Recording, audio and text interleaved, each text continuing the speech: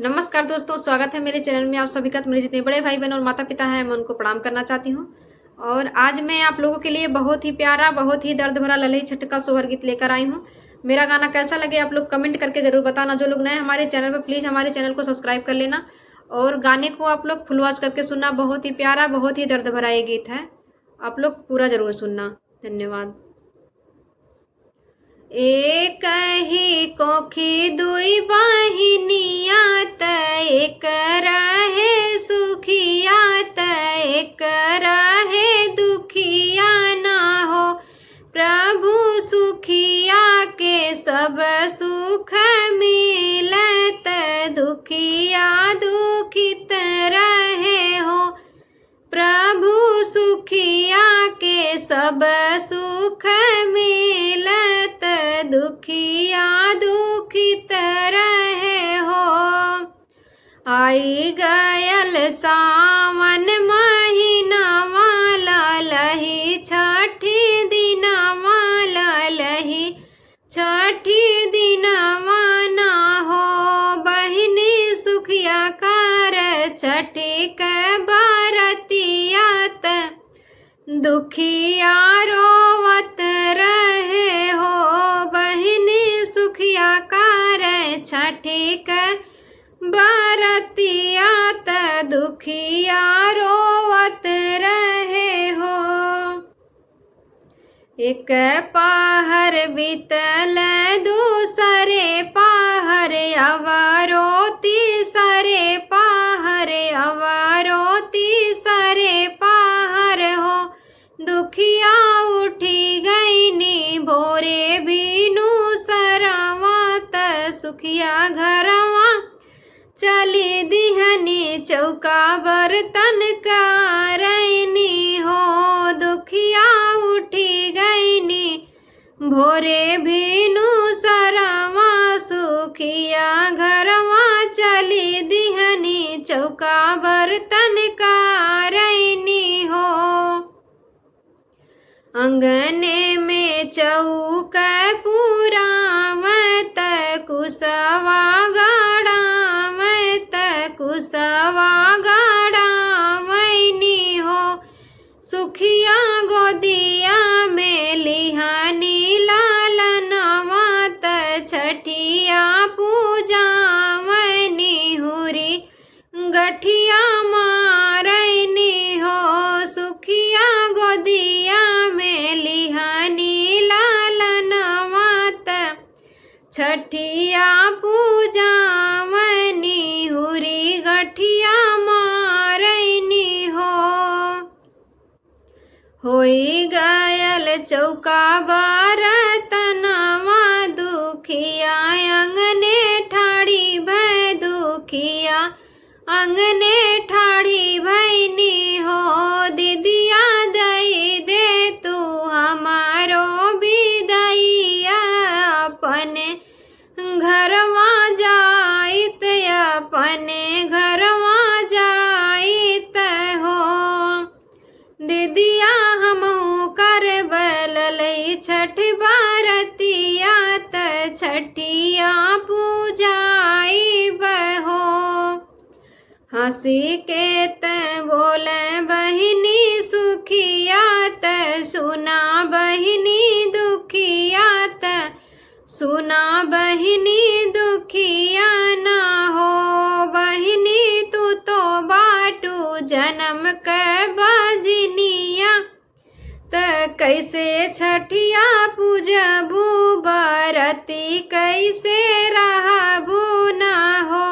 दुखिया तू त बाटू जन्म के बजनिया त छठिया कैसे पूजबू बरती कैसे रहबू ना हो।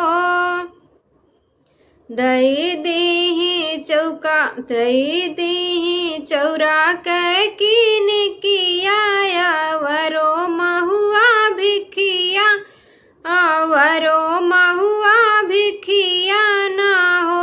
सुखिया कई दिहनी दुखिया के बिदैया त दुखिया अपने घरे गईनी हो। सुखिया कई दी दुखिया के विदैया त दुखिया अपने घरे गईनी हो। ठाड़ी भैनी दुखिया आंगनवाया चरा भिखिया मांग छठिया माई के सुमिर छठिया माई के सुमिरनी हो। मैया आजू है छठी के दिनवा हमहू छठी पूजब हमहू बारत करबना हो। मैया आजू है छठी के दिनवा हमहू छठी पूजब हमहू बारत रहबना हो। मैया नहीं बाट गोदी में लालनवा त कैसे छठी पूजब बरत कैसे रहबना हो। मैया नहीं बाट गोदी में लालनवा त कैसे छठी पूजब बरती कैसे रहबना हो। वही समैया छठी मैया त घरे घरे घूमत दुनिया भ्रमण करई हो। मैया धैलिहनी बुढ़िया के भेष दुखिया घरवा चली दिहनी हो। मैया धैलिहनी बुढ़िया के भेष दुखिया घरवा चली दिहनी हो। बेटी कवन संकट तोहरे परल दुखित माना भैलू त काहे के रोवैलू हो। बेटी कवन संकट तोहरे परल दुखित माना भैलू त काहे के रोवैलू हो। काऊ कही छठी मैया बहुत माना दुखित बहुत माना व्याकुल हो। मैया कहीं कोखिया के दुई बहिनिया कटरी तनवा मार बजनी बोलिया बोलली हो। मैया कहीं कोखिया के दुई बहिनिया कटरी तनवा मार बजनी बोलिया बोलली हो।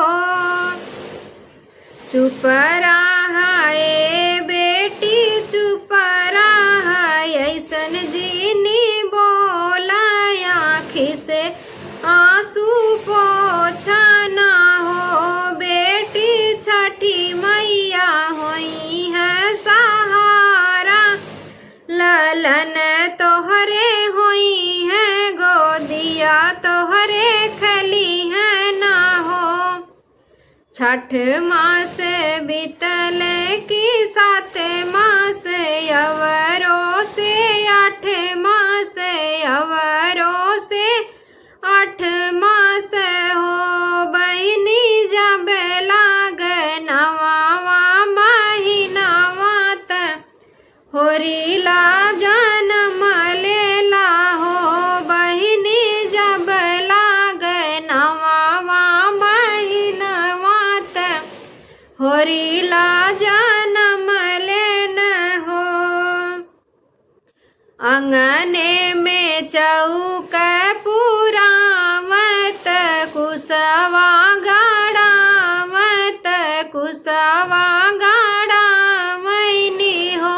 दुखिया गोदिया में लिहानी लालनवा त छठिया पूजाव मंगल सोहर गावनी हो। दुखिया गोदिया में लिहानी लालनवा त छठ छठिया पूजा में मंगल सोहर गावनी हो।